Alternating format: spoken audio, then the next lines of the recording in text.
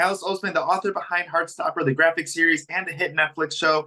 And also we have executive producer of the series, Patrick Walters. Thank you both so much for your time today.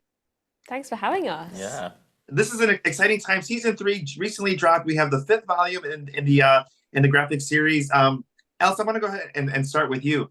You first sold this when you were a teenager. I mean, looking back at all the success and all the love and, how the series has, I mean, what did you imagine this was going to be, or is this kind of beyond your wildest dreams? It's totally beyond my wildest dreams. I really never imagined it could ever become something so big. Heartstopper started as an online webcomic, which I was just uploading for free, just for fun, for people to read. But now it's published books, it's a TV show. I really never imagined any of that could happen. Patrick, let's talk a little bit about working with Alice and, bringing the series to life. And we're getting a lot of things that are going on now, and the way that we get to see Charlie and Nick and their friends and the things that they're going through at this stage, especially for season number 3. Yeah. Well, I mean, first and foremost, I'm like a fan of the webcomic, and that's how the whole thing kind of kicked off, in that I read it and was like, oh my goodness, I would love to meet Alice and talk about doing a TV adaptation. And so when we started that journey, it's always been staying really closely to the webcomic, the graphic novel series, in terms of how we do the TV adaptation. So all the storyline that's in the webcomics is there, and then we broaden it out a little bit to have more spotlight on the supporting characters, Tao, Elle, Tara, Darcy. We've got Isaac and Imogen, who are not in the graphic novel series, but are in the TV series. So yeah, it's a whole heap of fun. So you just mentioned that, and I was saving this question for later, but let's talk a little bit about Oliver, because everybody has been excited for Oliver's appearance, maybe not in the way that they expected. Alice, I'll go ahead and start with you about, kind of that character, what it started off with, and getting to see him in season number 3. Yeah, I mean, Oliver Spring is such a fan favorite character in the comics. He's Tori and Charlie's younger brother, but in the show, we decided not to include Oliver initially because it's quite difficult to incorporate a child actor, and like there just wasn't room for him in those first 2 seasons. But he's so beloved by the fans that we thought season 3, there's the perfect opportunity to bring Oliver in as a cousin this time. So he gets to finally appear in episode 5 of season 3. And I think the fans were very excited to see him. Yeah.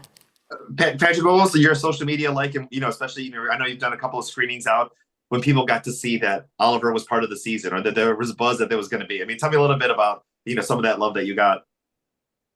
Yeah, it's great. I mean, you're just really aware of people anticipating things, and then when they happen, the excitement, you can sort of feel it. There's always a kind of dialogue about all different aspects of the show when you look on social media, and that's one of the funnest things, is like, fans picking out all the little Easter eggs that Alice and I spend a lot of time and attention making sure they're in there, but not necessarily thinking that people are going to notice them, straight away. But actually the fans are so devoted, and they watch the show so many times again and again, that they're always pulling out those fun details. I want to talk a little bit about the audience, because obviously, we're seeing teenagers go through the teenage experience, but I've seen a lot of chatter online as far as some, older LGBTQ plus adults who said, I really wish I had this when I was growing up, or having the courage to come out because they fell in love with the series. I mean, talk a little bit about the impact, maybe just beyond the original intended audience. Yeah, I mean, it wasn't something I really expected, but even back when it was just a comic and we hadn't yet made the TV show, I realized that the audience wasn't just teenagers. There were so many people of all different ages who were enjoying the story. I think it's appealing to adults as well, because it invites them to look back at their own youth and think about their own queer teenage journey. And I think everyone enjoys stories that give them a little bit of joy and hope, and that's the main thing that Heartstopper is all about. So, yeah. And let's talk a little bit about what Charlie's going through that we get to see in season number 3. There's some deep things that really aren't talked about, maybe from the teenage experience, and especially, when we get to see series on LGBTQ youth. It's mainly about coming out and finding love, but these are some deeper issues that I think just resonate with so many people. Patrick, talk a little bit about addressing those on the series. Yeah, I think that's the key thing for season 3, is that we wanted to take Nick and Charlie and show what happens after you've said, I love you, and the feelings are really intense, you then have to get to know the real person, and it's not just the sort of, all of the rom-com tropes that are the beginning, the honeymoon period. It's hard work sometimes, and I think seeing teenagers go through that and understand that sometimes, they can't be everything and fix any problem that someone they love might be going through, and actually you have to sort of look at it in a slightly more adult way, and seeing Nick and Charlie kind of realize that together, I find incredibly moving, and that feels very universal to me. I feel like we're always learning those truths about life, whatever age we are, but it's lovely to see it through these beautiful performances Kit and Joe give this time. Yeah, and it's just so crazy to see, when you go back and watch season number 1, just how much they've grown up. We've grown up with them, getting to see them kind of do all their new projects and just how they've grown together as individuals.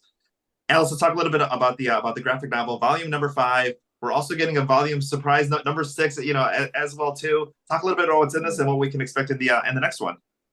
Yeah, so volume number 6 is coming. I'm working on it at the moment. I'm about 70 pages in, so I've still got a little way to go. But yeah, volume 6 is very much it's going to be the end of the Heartstopper story. It's the last book, so it's going to focus on Nick and Charlie thinking about the future.